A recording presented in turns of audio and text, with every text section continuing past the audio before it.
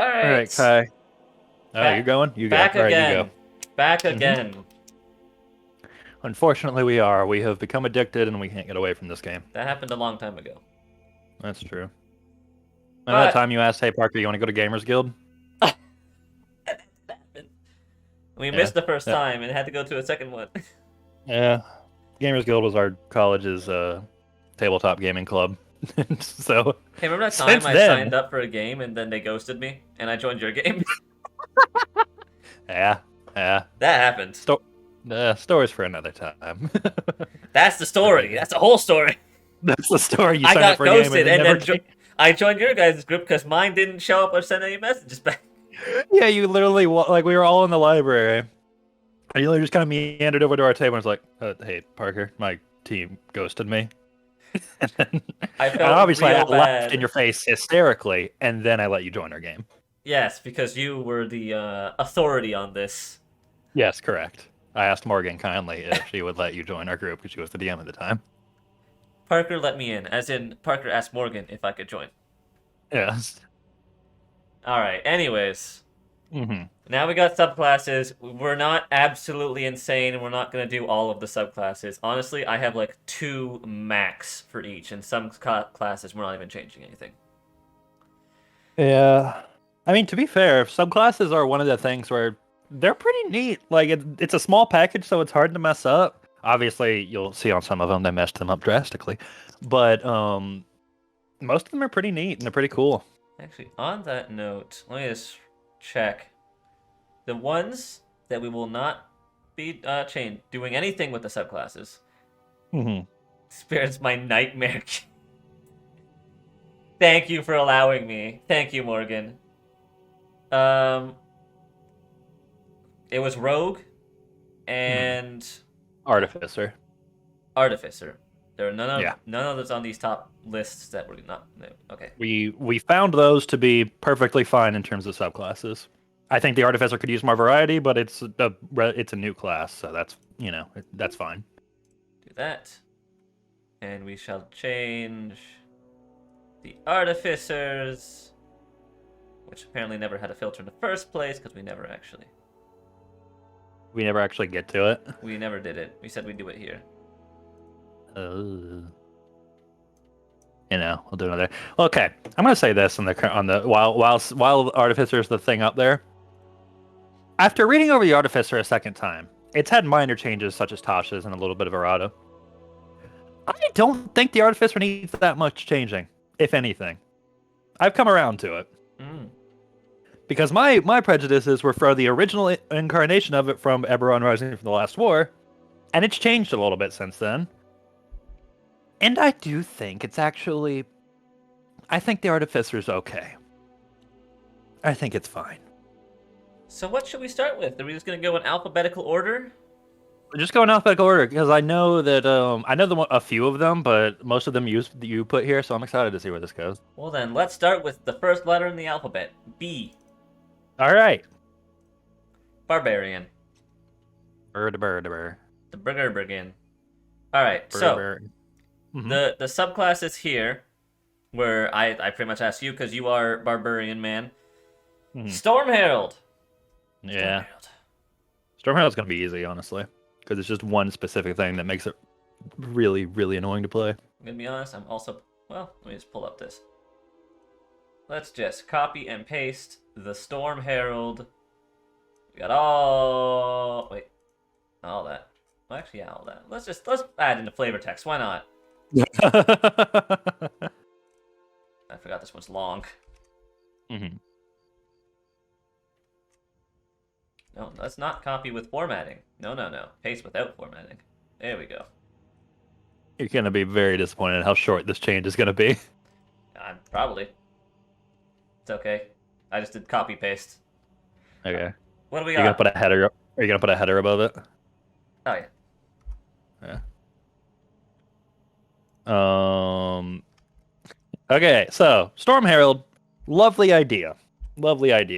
It is a barbarian who quite literally gets their power from the environment around them. It doesn't really get their power, it's just when they rage, it invokes the power of weather-like effects. And they can choose between things such as there's 3 different modes. There's the desert mode, the sea mode, and the tundra mode, and each of them are good for different things. So Kai, when I say these things are each good for different things, how often do you think you can change between them? Uh, every short rest or long rest. You can change between them every time you level up. Okay. That's what I want to change. Just make it where you can change between them on a long rest. That's it. And the subclass is perfectly fine. Where is that? Where is the phrasing on that? It's in, I believe it's in Storm Aura, probably. Your aura's in effect activates when you enter your rating. Can activate something else. Here it is. Just Whenever your aura's... you take a long rest. There you go. We did it. All done. That's it. No joke. That's it. All right. Well, here's one that's Where'd you change that, by the way? In Stormwater. It's the last sentence in the second paragraph of Stormwater. Okay, thank you. I was just looking. Yeah, that's literally it. Because as soon as you change that, this becomes a perfectly fun, serviceable class. All right.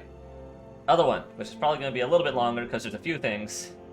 Battle Ranger. This battle. Oh, man, I was kind of hoping you just wouldn't do this. We're doing it. Hey, you gave me a short one. Now we're doing a longer one. All right.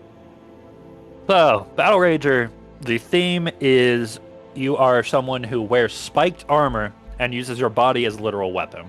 It's an archetype that's definitely in much fantasy and some history. It exists, right? Like, we understand the archetype they're going for. The problem I have... There's a couple problems. First, the actual Battle Ranger armor, the spiked armor you wear, tends to not be great for Barbarian's AC. Like, it's better... give it to you this way. It's better at first. It's 14 plus dex to a maximum of 2. So it's basically the same thing as some weaker medium armor. It's good at first because normally your unarmored defense on a barbarian is Constitution modifier plus Dexterity modifier plus 10. Not a lot of barbarians get very far in their Dexterity. So this is, and at low levels, barbarians are notorious for having low AC. This helps that, but at later levels, I feel like you should be able to choose if you want the other AC. So that's one thing. You should have the option to still choose your unarmored defense if you're wearing spiked armor. Where you want to put that, I have no idea. That sounds like a either 6 or 10 kind of decision. Probably 10. Because I'm going to be honest, the 10th level Barbarian feature I'm looking at right here really sucks big nuts. Oh, you can take the dash action as a bonus action while you're aging? Oh, yeah. Wonderful. Let's just add that. I mean, it's right not there. bad. Yeah, it's not bad. Just add it. Just add a second thing to it, essentially. Also, at 10th level, you can choose to use your Constitution instead of Dexterity. Is that what you wanted? No, you can choose. I would say you can choose to use your unarmored defense feature while still wearing spiked armor.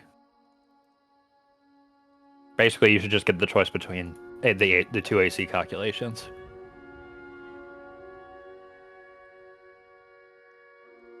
There you go.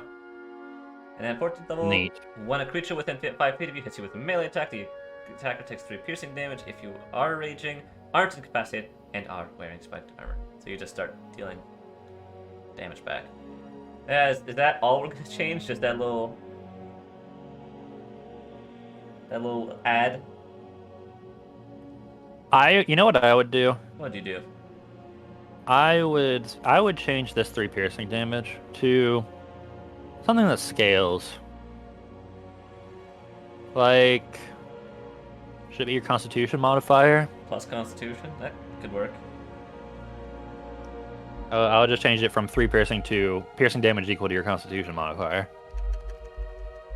So it has potential to be 5.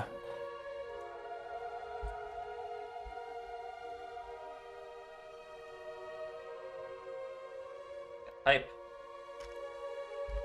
Constitution. Conswishable.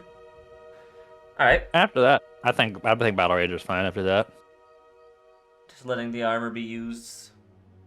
Yeah, like, because if you can wear the armor and not take a hit to your AC later in the game, why wouldn't you? Yeah, I'm just gonna.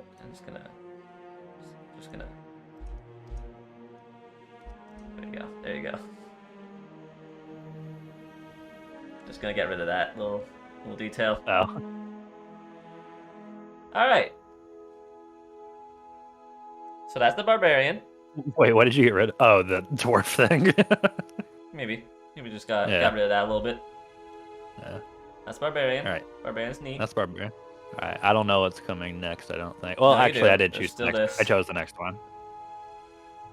Whispers College Bard.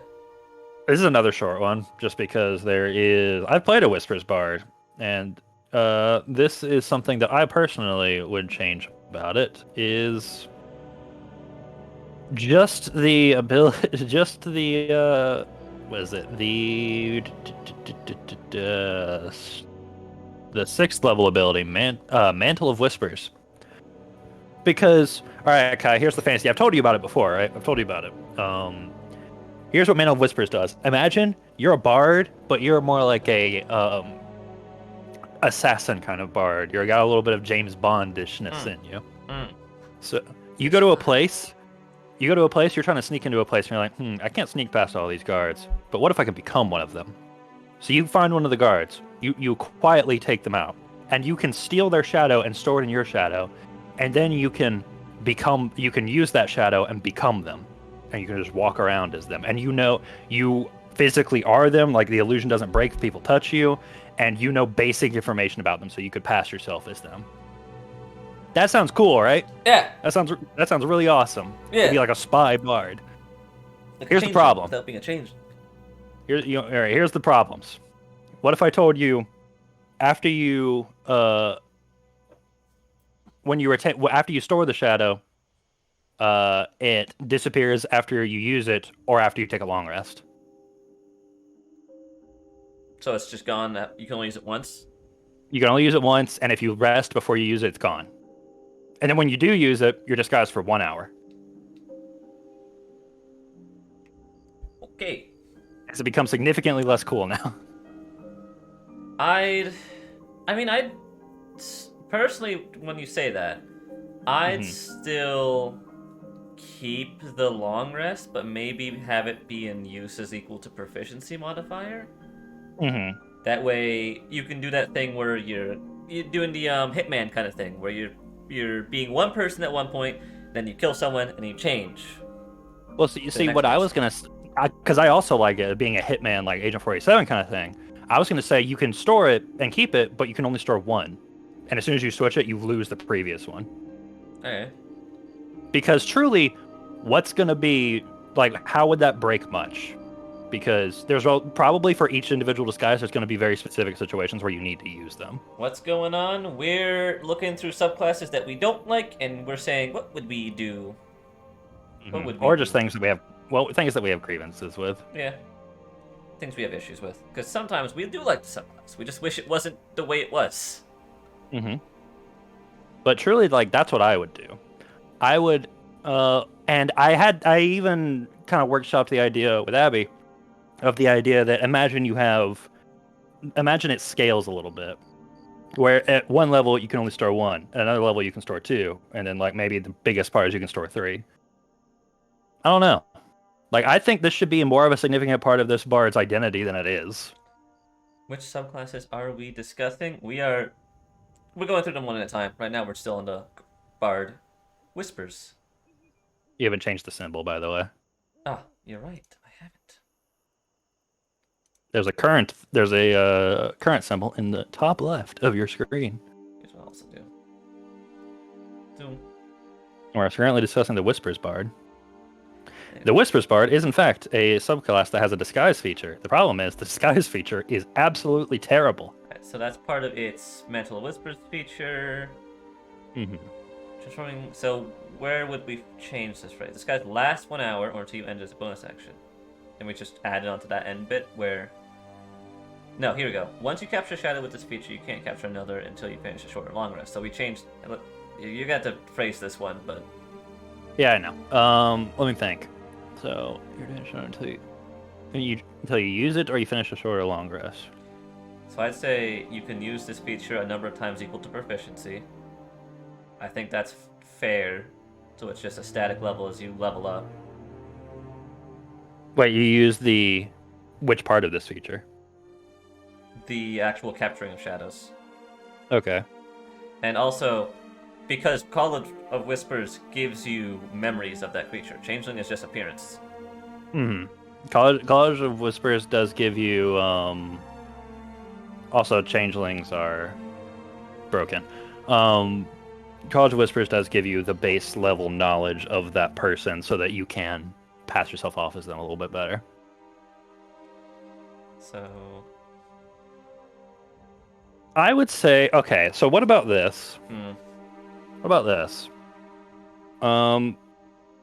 What do you think of the idea that you have a small hand of them?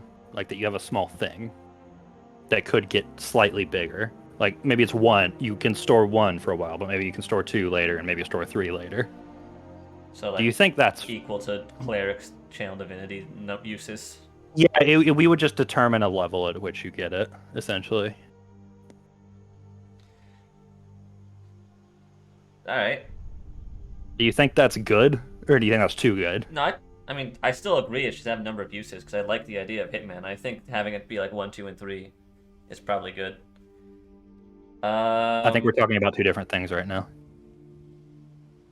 Can you repeat I'm saying, what do you think about the idea of being able to store a scaling amount of identities? As in, your shadow can hold one identity at low levels, 2 identities at mid level, and 3 identities at high level. Yeah, that's what I was saying too.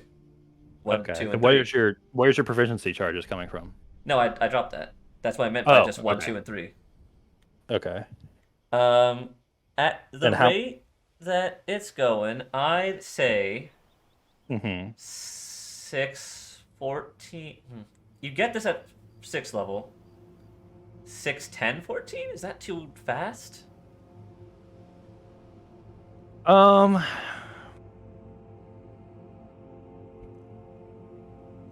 their highest level like subclass feature is 14th level, so it doesn't make it sense that it would get something. What about? Should just start at 2 and then at 14th you get 3. I think that's reasonable.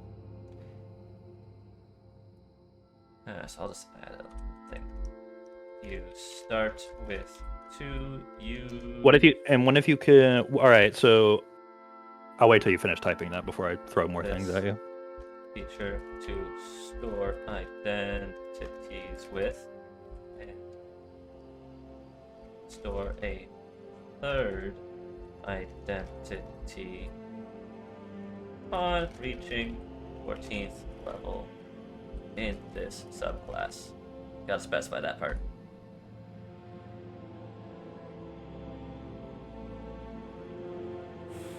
So, on the 1 hour duration thing, do we feel the 1 hour duration is still fair? But what if we make it where it doesn't expend, like, you don't lose that identity forever if you expend it. But what if you could only use that identity for 1 hour per long rest? I mean, I don't think you should be able to keep using the same identity over and over again is the thing. And what's the point of storing them? Storing them for later. Like, storing them for the right time to use them. Like, let's say you fucking infiltrate a... What are they called? For embassy. And you, because you're edgy and shadowy, assassinate one of the embassy staff or something, or maybe just the actual ambassador. But you wait until the right time to show up as him. Because you have him. Like, maybe we get rid of the you don't lose it on a long rest. You can still just only use it once. Yeah, that's what I'm saying. Is like, well, okay, you can only use it once. You only get an identity for 1 hour. I'm saying that this has the way it is because you have to kill the person. The person has to die. They do have to die. That makes this very niche use. I'm trying to broaden its use case a little bit. That's true.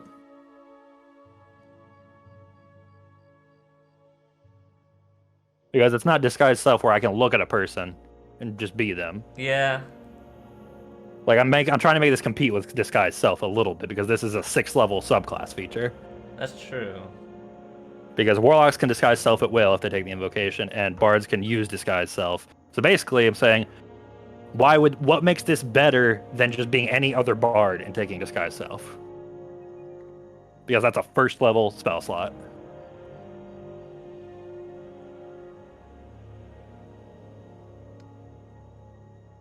Because I think being able to hold on to that identity is not that broken, because you can do that with disguise self. A 1st level spell. Then, yeah, let's just keep the 1 hour and you can keep using it then. You can just only use each identity once per long rest, maybe. Yeah, that's probably fine.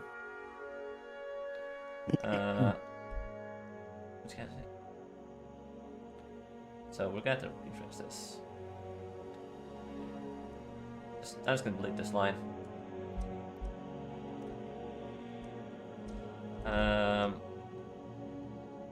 You can use each identity once per long rest. Does it already say for 1 hour? Yeah, it does. Once per long rest. Yeah, just you can use each identity once per long rest. And then just delete that last sentence of the first paragraph.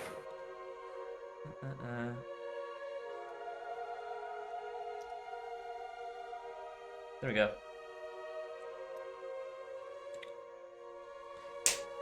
There we go. I think that's doable. I think that's better. And is that all? That's it. Everything else of this I was perfectly fine with. I like the rest of this subclass. Then we're going to the fun one. It's not that fun. Oh god, what did you do? We said in the original first video with the main classes that our change to cleric would be that instead of just having this huge, we didn't like prepared spellcasting as is. Really lame, it makes the wizard look like a chump. So, I suggested, actually it might have been you, I don't remember. Someone suggested to simply have it so that each subclass had its own small selection of spells, individually assigned. That's you, don't blame this on me. I said this. Each one has a small selection of spells that they have that separates each of the cleric subclasses from each other, aside from, obviously, their domain spells. So basically, we just expand the domain spells to being, that's their entire spell list. Mm-hmm. That's going to take a fucking long time. So if you want to do that last... Sure. My suggestion for doing this, by the way, for doing all of the spells, is that we simply make a bunch of boxes, and we say, let's say there's 5 boxes, or 5 spells for the first level of each one. And then we just go down the list of cleric spells and say, what does this spell sound like it goes into? It sounds like it goes into here, and we just keep going. We can try to do that. In alphabetical order, basically. That's probably a better way of doing it. So we'll do that last. In the meantime, Twilight Domain. This is the reverse. I actually really like it. Also because it's fucking busted. It's fucking bonkers. Why is it busted? Why might it be busted? So let's go Why over might some call it the most bannable subclass in the entire game? Let's go over to the good old cleric thing on D&D Beyond here. And let's go down to the Twilight Domain Cleric. And let's just take a look at all the things that's got. Let's see, Fairy Fire, Sleep. Sleep's a good spell, see Invisibility. Aura Vitality, fantastic. Leomund's Tiny Hut, oh wow, wizards are pretty much the only ones that could get that one before. Aura of Life, that's another one. Greater Invisibility, oh that's pretty neat. Circle of Power, wow, that's a strong spell. Mislead, very fun. You also get Martial Weapons, Heavy Armor. You get the most Dark Vision ever. And you can share it with everyone. Yep, everyone in your party can have it at the same range for an hour. You give someone advantage on initiative, and then there's the actual. Despite all that, those aren't the most Insert busted. record scratch sound effect here. Here's the busted part. Twilight Sanctuary. Let me just zoom real far. Whoops, I zoomed too far in. You can use your channel divinity to refresh your allies with Soothing Twilight. As an action, you present your holy symbol as Twilight Sphere emanates from you, centered on you, 30 feet, dim light. It moves with you, lasts for a minute, till you're incapacitated. Whenever a creature, anytime a creature ends its turn, not your turn, its turn in the sphere, you grant that creature one of these benefits. Either temporary points equal to 1d6 plus your cleric level, or you can end the charmed or frightened condition. So, okay, yeah. How you're currently a 14th level cleric in my game with Twilight. That's a Twilight cleric. How much shield can you potentially give everyone every turn for a minute? With everything I've currently just said, everyone in the party has advantage on spells. If they make the save, they don't take any damage from any spell, and even if they fail to save, they can have anywhere from 15 to 20 temporary hit points to mitigate the damage. And it's not concentration. So I can have Circle of Power and Twilight Sanctuary at the same time. Along with Spiritual Weapon, because clerics have that all the time. And Heavy Armor. For anyone thinking that we're making a big deal out of this, I am DMing for this class as we speak. And I am not joking when I have to say, when this class entered the party, I had to very quickly realized I have to change the entire balance of my encounter because this class is here. We beat a black dragon with like our arms tied behind our back. I have to make it so much more damage to even make it seem like a threat. Because 20, like even at low level, even at low levels, you get this at second level. So At second level, when you get this, you are getting 3 to 8 per their turn. That's the craziest part. It is not your turn that you were assigning those temporary hit points. Meaning, someone just walks it, like does whatever the fuck they want, and then walks over to the cleric. They don't have to walk over to you. This is a 60-foot sphere. A 30. 30-foot radius. That's a 60-foot sphere. Yeah. The point is, a rogue, for example, or any of your melee characters, because walk out of the sphere, stab someone, or whatever, walk back in, and you get the temporary hit points again. And then they can do it again, because now you have temporary hit points to take whatever the fuck opportunity attack you would have taken leaving. Might as well use it. Kyle, raise you one better. You get heavy armor and martial weapon proficiency, so you can stand in melee with the rest of them. Uh-huh. And you can also apply this to yourself. Yep. And like I said, it's not concentration. Which brings me to what I think. There's two things that can probably make this better. The power of the Twilight Cleric warps campaigns. By the way, there's other stuff you get later on. These are okay. Like, Step to Night's really good. Although it's really funny imagining someone throwing a torch at you and falling on your face. But still good. Still really good. 6th level flight at night. Or in darkness. And then Divine Strike, good. Twilight Shroud, your Twilight Sanctuary now gives everyone half cover, which ups their AC.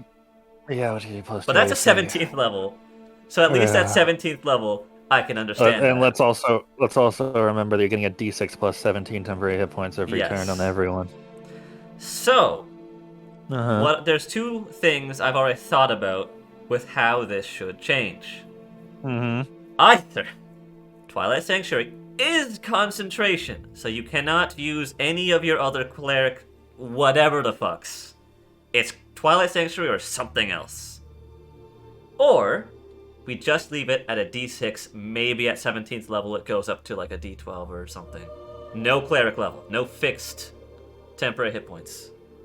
See, as angry as I am, and yes, I was so mad I had to take a bite of my sandwich. As mad as the Twilight Cleric as I am, I don't want to make it significantly less cool, because it is cool. Side note, what the fuck does this shield of shit have to do with being a Twilight Cleric? The shield of what? Why does a Twilight Cleric say, I'm going to shield everyone? Oh. That doesn't feel like a Twilight Cleric. I don't understand what the equivalent is, but anyways.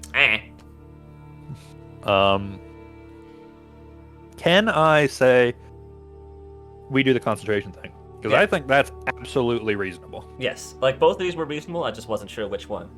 Because it's either you I think have a lot of temporary points, but now you can't use Circle of Power, Spirit Guardians. You can't summon like a fucking angel. You can't do any of that. you can do that all of that with this up right now. Yes, that's what I'm saying is fucking busted. And I am agreeing with you. It should be concentration. This sounds like a concentration type level. Just of ability. it's that whole as if you were concentrating on a spell thing. Yes. Like maybe at 17th level or whatever the fuck you can improve it, but even then, it's still a really good feature regardless. At 17th level, it's already improved, so I just say just insert the concentration, and that, I would say, fixes a lot of it. That you have to actively make the choice that this is what you are doing with your combat right now. Because clerics are always juggling concentration. It's in the class. It's what you do. And it sucks that I'm saying I will do this to a class playing as a cleric. It's like shooting myself in the foot. But yeah, maybe my foot is also a gun, so. Your foot is also a gun. Yeah. Kai, your foot has 20 temporary hit points. It can take the shot. It can take the shot. It might be able to. Twilight Domain. Here we go. The fucking formatting on this is Borks, but I'm not gonna fix that. There you go. And then we go over to Twilight Sanctuary. Add this. And then add a little paragraph. You concentrate on this feature, feature as if you were concentrating on a spell. Hallelujah. There you go. Still a lot of temporary hit points, but now you also can't do all of that other things that clerics are known to be doing. This is what you were doing. I'm not joking. This is not exaggeration. When you DM for one of these, it is encounter warping. You will need to bump the CR up several levels. CR, I get it, doesn't already mean a lot, but you will still have to give them much more challenging creatures to make it feel like a challenge for them. Like, in the fight that happened, I know we had help. I genuinely think that if it was just us versus the ancient black dragon, we would have been fine. That's why that's when I got mad. It was when we were in that, and I was like, I can't threaten anyone right now. It was an ancient black dragon. You were like level 10. Yeah. 12, maybe. I don't remember. Something around that. It was definitely... I think the most I gave someone was like 17 or 18 health, so I think I was 12 or 11. Mm-hmm. A lot. It's a lot. Which means, like, max level cleric, I would have been giving everyone 21 to 26 temporary hit points, along with having God. Even before then. 17th level was fucking busted. Alright. That was very upsetty. Twilight Domain. Alright, so, Druid we're not doing anything for. Fighter. Let's just scroll This is your down. show, isn't it? This is me. There's one fighter in particular. Like, I know you had one. I was going to see if you wanted to do it. But there's one here. Mm-hmm. The Arcane Archer. Let me just change the current class. Yeah, you never changed it to clerics, did you? I always forget to do that. What'd be funny is if he goes back and edits this just a little bit, just puts the image in a box over in editing before he posts it on YouTube, so it looks like he did everything perfectly. What are you talking about? Like, that's how it's been the whole time. It was always cleric. What are you insisting? Mm-hmm. This is a lot of these things. Okay. Now, I wrote down notes on, like, pretty much everything I've added in. I was about to say, I haven't looked at the Arcane Archer in a long time, so this is you. So, similar to the Sorcerer's Metamagic, there's a lot of these that, like, these arrow features that aren't great. They're not great. But inherently, it is not the arrow features that I have an issue with specifically. Mm-hmm. I wish some of them were better. It is two things in particular. Okay. The first. I think I know the first. The first Why the fuck can you only use an arrow twice? Even at your capstone feature, I'm pretty sure. Oh, sorry. Your 15th level feature. Which, yeah, that's the capstone for any fighter subclass. I'm pretty sure. It is. If you roll initiative and have no usage of Arcane Shot ready, you get 1 back. I hate this design of a high level ability? They gave this to like warlocks and sorcerers and monks. Like when you roll initiative and you have none of your resource, you gain 1. It's like, Why? wow, 1. You've done Why? it. I'm saved. The most you can use is 2 ever. And then It's funny that There's a it's funny that the arcane shot is your main resource as an arcane archer, but the warlock gets more spell slots than you do for your main resource. I'm going to point out the second thing that makes them an issue. Every Okay. arcane shot improves at 18th level. I want you to spitball what it is for each one. I think I remember this. Isn't it just get more dice? It gets 2d6 more dice damage. At level 18? That you have to make the shot to get. And And if you miss the lose shot... use. Okay. So, do you get to keep your magic shot if you miss? Nope! Okay. It's gone! To the wind! You get 2 uses, and you better hit them! Might I add, what's the spell save DC for this? I just need to remind myself. What is You this? decided when you finish a long rest, you get additional It's your uses. intelligence. It's on a fighter. On a fighter. Hey, Eldritch Knights also use intelligence. Yeah, you know what they can use? Spells. Spells and cantrips and things that you don't actually need your intelligence to use. You can get a little bit there. With this, it's like, if I don't have intelligence, I'm not using my features for this class. And I get, How many? you're an archer, you don't need constitution, but at the same time, I'd like to have health as a fighter. Or maybe, like, charisma, or maybe strength. You know, options, like a fighter is known to be doing. They don't just use one type of weapon. They can, if push comes to shove, use other things. They're good at a lot of stuff. Mm-hmm. Not here. So, Kai, what propositions do you have to fix this issue? Oh, okay. Well, first off, I think we can try a little harder on making their capstone 18th level feature better than add 2d6 to the damage pool of every feature here. Let's start with that. We can try a little harder to make them improved. Should we not go like bottom up? Like No, but that was just something. But in order for the arcane shot to be better, I think just a little asterisk. I'm pretty sure, I forget what other class has this. It's Paladin actually. Divine Smite. You use Divine Smite when you land an attack. Why is that not the case for the arcane shot? That's a good point. You get less uses of it as Divine Smite. Mm-hmm. Why is it not when you land a shot? I'll ask you this: on average, would you say the shots you get to choose from are better than cantrips? On average, some of them, yes. So on average, I'll say hits it. There's 2 similar to source meta magic. There's 2 really good ones, and the rest aren't that good in the slightest. Because I think it goes without saying when we get there, we're going to up the uses of how many times you can make a shot in a day. But what if, Yeah.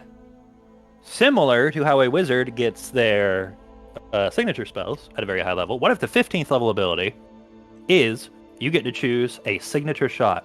For that specific arcane shot, using it does not consume a charge of arcane shot. That'd be good. That'd be fantastic.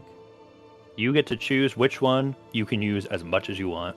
Because I'm pretty Because sure that is the one that you identify with on your character. Yeah, at 15th level, you also get 5 options to choose from, so that would be nice. Mm-hmm. So yeah, let's just. You could also make it where Changes. the shot you choose does not have to be a shot that you know or is on your known list or something. Let's just change this. A magical archery shot is honed to its peak. I can spell. You said honed and wrote Avil, and I was like, Kai, are you having a stroke? I choose. You can choose one arcane shot option to have as many uses of as you wish. Only one. Alright. So, let's start from the bottom here also. I believe when you fight here, once per turn, when you land and attack from a short bow or longbow as part of the attack action. That's the first phrasing. Okay. That's the one I was like, please, just when you land the arrow. Because huh? As a point of order, is there any reason that this shouldn't be allowed to be used with crossbows?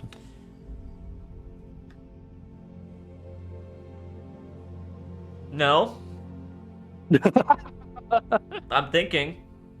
Don't think, because here's the thing. Even if because most of the time when you think of crossbows, you think hand crossbow, 2 of them with unlimited ammo up the magical like reloading, and you dual wield them, so you do it twice. But this one already circumnavigates that because it's a once per turn feature, so dual wielding doesn't matter. Well, you can't dual wield hand crossbows. Oh, you can't without the loading. No. Even when you have crossbow expert, I know what you're talking about. When you have crossbow expert, it takes away the loading property, which means the loading property makes it where you can only make one attack with it per turn because you have to load it. Takes away that, so you can make attacks, however many attacks you can make. But it does not take away the ammunition property, which means you need a free hand to load ammunition. But the crossbow, specifically what you're talking about is the fact that crossbow expert gives you the ability to make a bonus action attack with hand crossbows. So you can still fire many times with a hand crossbow.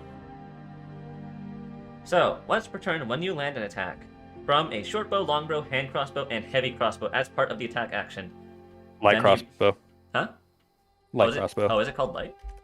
No, there's 3 crossbows: hand, light, and heavy. I actually didn't know there was a light crossbow. I just thought it was hand and heavy. Trust me, everyone forgets about the light crossbow. Well, it's like, is it also it's that thing where why wouldn't I just use a heavy if I have a light? Well, yeah. Really, the only reasons you use a light is if you're like a rogue, where you have proficiency in light, but not the heavy one. But yeah, that's it.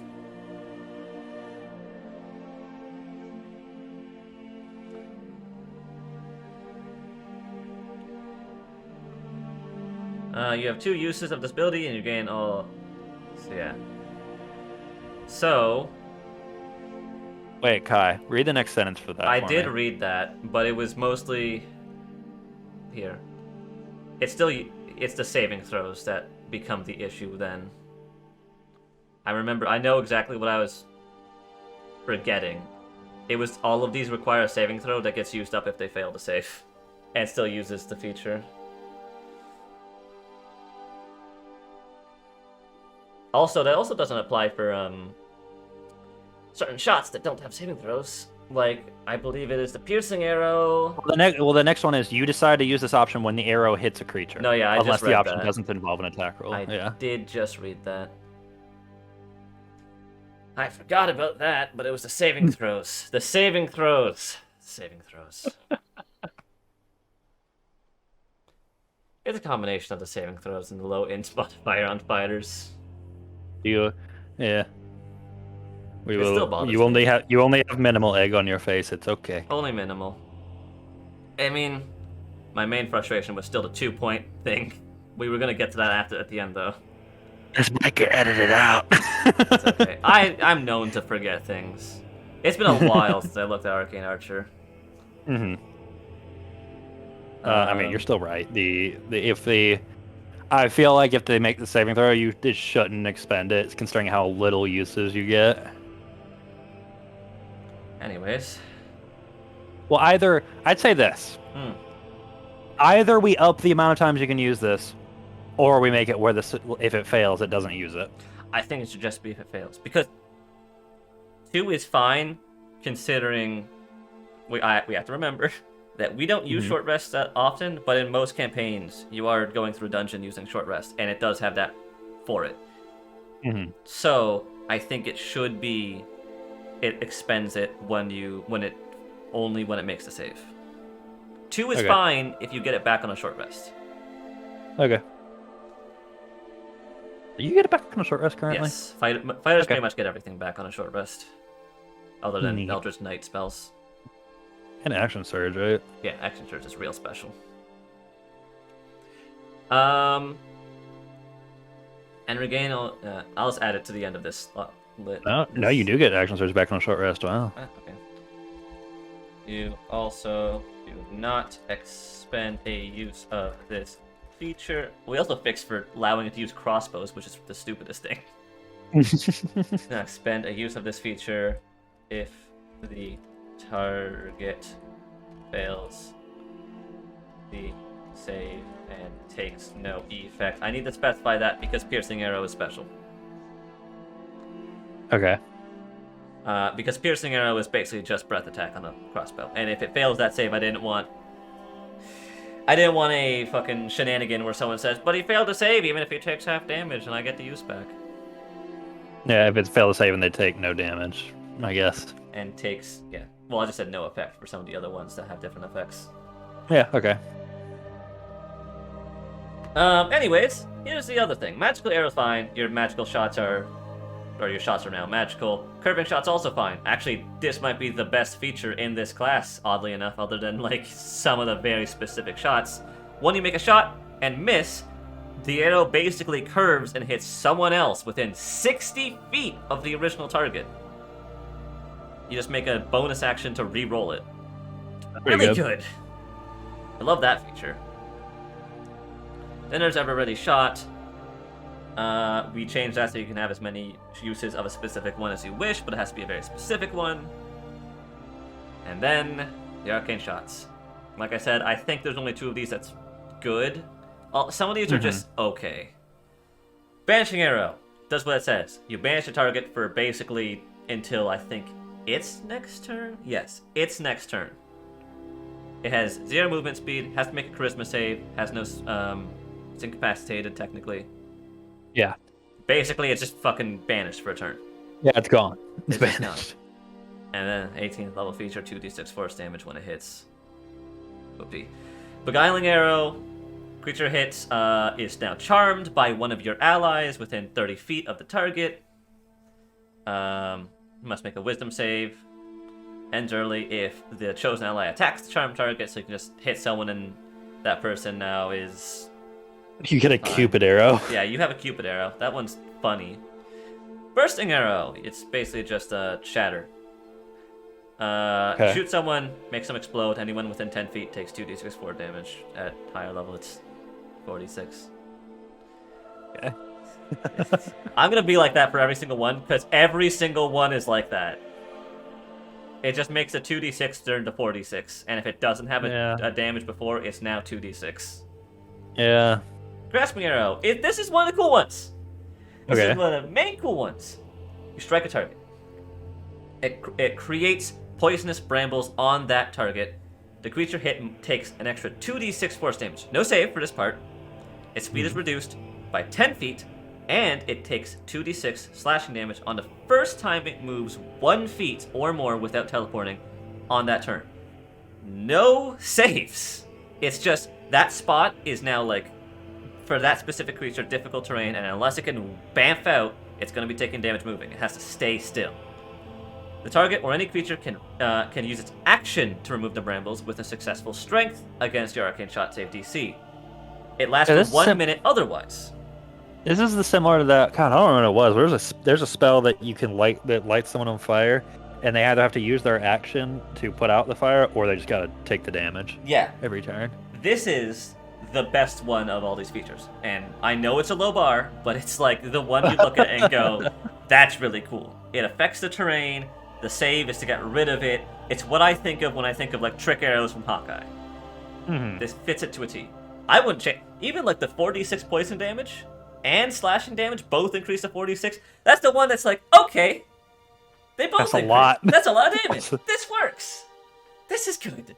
This is fine. Big candidate for your signature arrow. Yeah, that's a big candidate. You can just make everywhere around you just difficult terrain.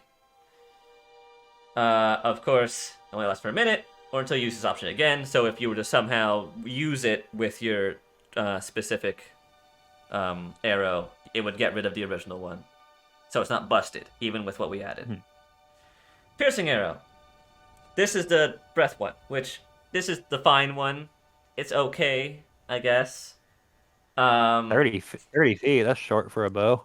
Yeah, because it's literally just dragon breath attack, but piercing damage. Okay. 1 foot wide, 30 feet long, before disappearing. Passes harmlessly through objects, ignoring cover. Each creature in that line must make a dexterity saving throw. On fail, takes the damage from the arrow as if it were hit, plus 1d6 extra damage. On success, takes half damage, and then obviously not that 1d6 extra. Increase it to 2d6 when you reach 18th level. Okay. I like it just because it ignores cover. Yeah, I was about to say it's also I honestly, it's also almost a insurance policy, because you make them take they would take the normal damage of your attack, but using this just means they make a save, and even if you would miss, they still take half damage. It's still an insurance policy. The only thing I would add to this is at 18th level, I think it should increase to 60 feet. Or yeah, I'd agree. I'd say just make it longer. Yeah, I'd agree. And the range increases to 60 feet. And then there's two more. Seeking Arrow. It's a cool one.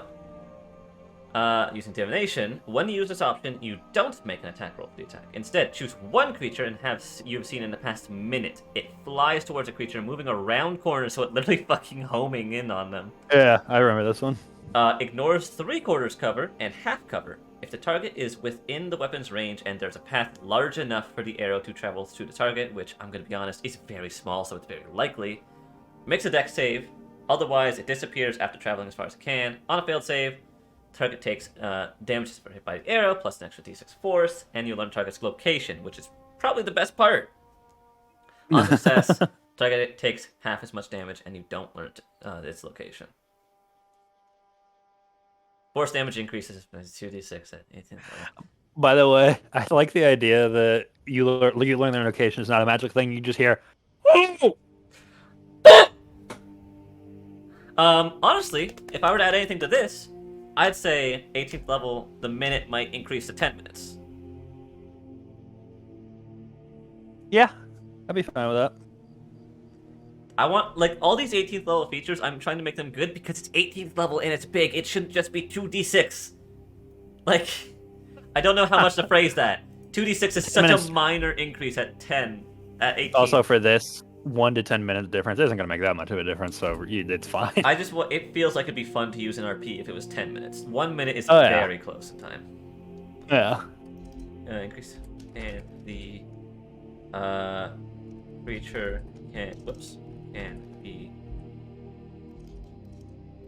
can be someone you have seen in the past 10 minutes.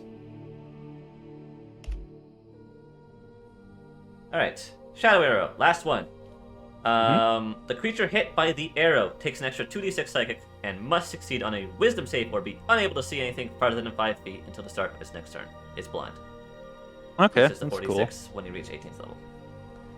So wait, it's not even blind. It's actually not as good as blind because they can still see things 5 feet away, so it doesn't give like your barbarian advantage on attacking them. Yeah. Why wouldn't you just change this to make it, if they fail to save, they have the blind until the start of their next turn? They're blinded until the start of their next turn. Because there could only be 2 or 3 good arrows, apparently. Just change it. They feel that they are blinded until the start of their next turn. Or be blinded. Again, we're working with 2 uses. Yeah. It's very fine. Any increase at higher level that we think? I mean, Psychic at least is a good damage type, but...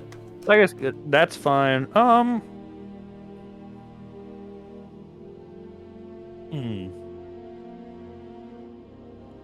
Make it... At 18th level, it could change. It's the end of their next turn when they're not blinded. So you have it for... You basically double the uptime of it. 46.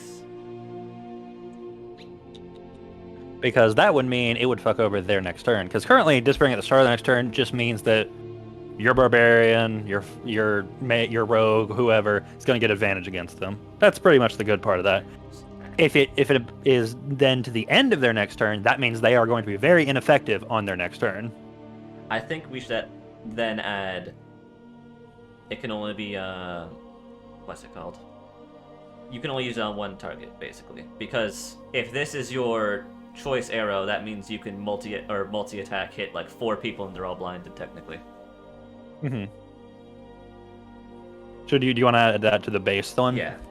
To the base part of it, if it can only be affecting one thing? Be affecting one creature at a time.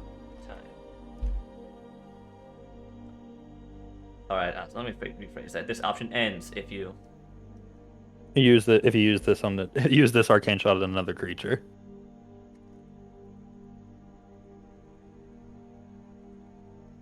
Oops. There we go. Alright, so so far, 4 of the arrows are good. I'm honestly like Grasping Arrow, Piercing Arrow, Seeking Arrow, and Shadow Arrow are all good. Then there's just... I also think the other ones are fine. Beguiling, honestly. Bursting, and Enfeebling. Even their 18th level. I mean, yeah. Like... I think they all have their use cases.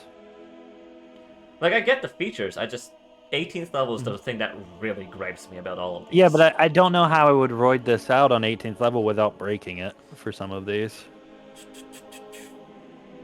That's... Okay, let me look through these and... We haven't seen a wisdom save.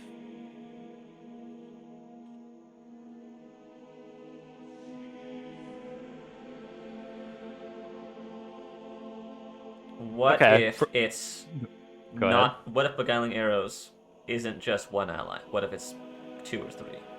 Would that be too broken? It's still for only until the start of their next turn.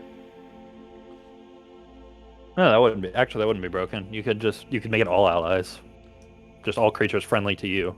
And let's be clear, charmed creature can't attack the charmer or target the charmer with harmful abilities or magical effects, and the charmer has advantage on any ability checks interacting socially with the creature. So basically, this just stops them from attacking your. At 18th level, this would just stop them from attacking your allies for one turn. Yeah, for a round. All right. And then Bursting Arrow, it's like the 10 feet thing. I honestly, with this one, it's just a thing of maybe we just increase the radius from 10. Yeah. Probably. Because you already can't use it on someone that your Barbarian's in range of because it's 10 feet. Yeah, I get 20. Just double the range of it. And actually for Banishing Arrow, I do have something.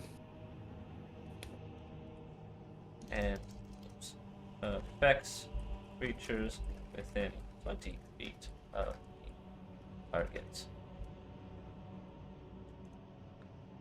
And then Enfeebling.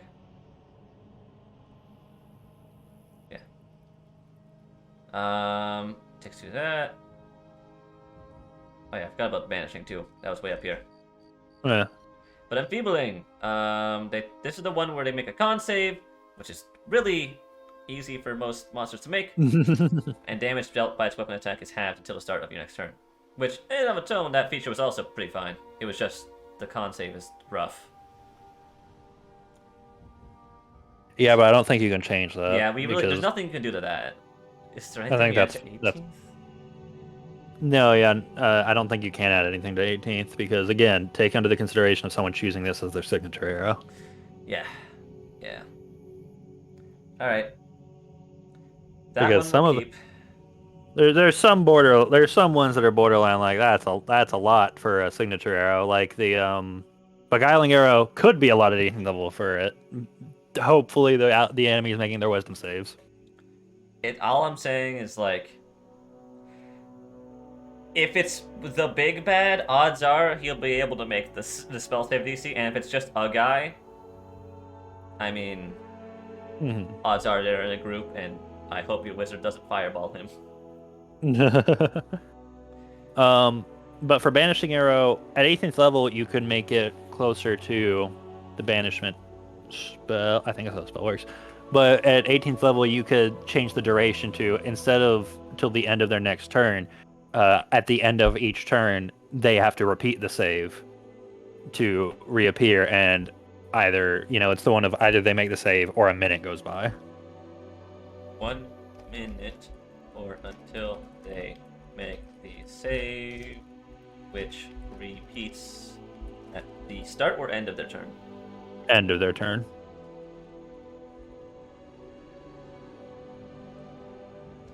All right. And that's all of those arrows. I think this is good. Maybe it's strong, but at the same time, a lot of fighters are good at fighting.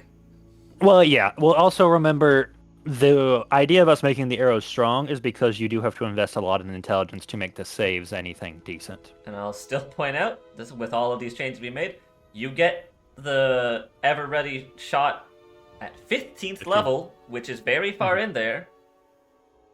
A lot. And all of these improvements are then at 18th level. So not even when you have the ever-ready shot. You still only get 2 uses per short rest. Yep. Still only 2 uses per short rest. So for most of this, you're working on 2. We just made it so that you don't feel like shit whenever you take a shot, use your arrow, and then, oh, he made the save. It's done. Okay, bye. Most of the time when you have things like those saves, you're a spellcaster and you have like 20 spell slots, not 2. So that's my argument. All right. You satisfied with the Arcane Archer there? Yeah. That one always has just bothered me. I got heated. I got heated. I got upset. All right. Hey, back to back though. Okay. We're at the monk. Oh. Lord have mercy. Oh boy, and boy is there. By the way, well, hold on. We're not done with the fight real quick. Oh, is there one you wanted to do? Yes, but it's gonna be real short. Purple Dragon Knight, delete it. All right, let's move on. Okay. So I'm just gonna not add it to this. Good. I was like, are you sure you wanted to do the Purple Dragon Knight before we started? And he said, yeah, maybe we'll talk about it. Here we are. He doesn't want to talk about it. I made an attempt at making the battlefield commander type character. It's a terrible attempt, and honestly, just delete it and try again. That's all I got. I'm not gonna make a new one right now. Yeah, I feel like you'd be trying to remake an entire subclass. That's correct. All right.